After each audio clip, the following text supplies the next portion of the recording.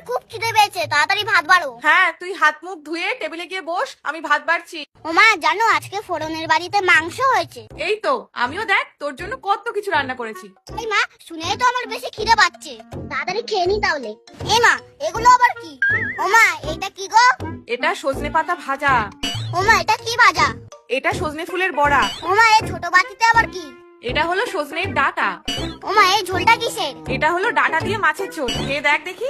এ আবার কি খাবার? সজনের বাটা, সজনের ডাটা, সজনের বড়া, পুরো গাছটাকেই তো বসিয়ে দিতে পারতো, ওটা আবার বাকি রেখেছো কেন? এই দেখেই তো আমার খিদে সেরে গেছে। তুমি খাও এগুলো, আমি সব খাবো না। এই সময় এইগুলো খেতে হয় বাবা, এইগুলো খেলে আর অসুখ বিসুখ করবে না। তুই তাড়াতাড়ি খেয়ে নে দেখি। ও আমার সজনি গো, তোকে এখন আমার খেতে হবে। ফোড়নটা কিনা মাংসের হাতি বাচ্চা, আর আমি ডেটা।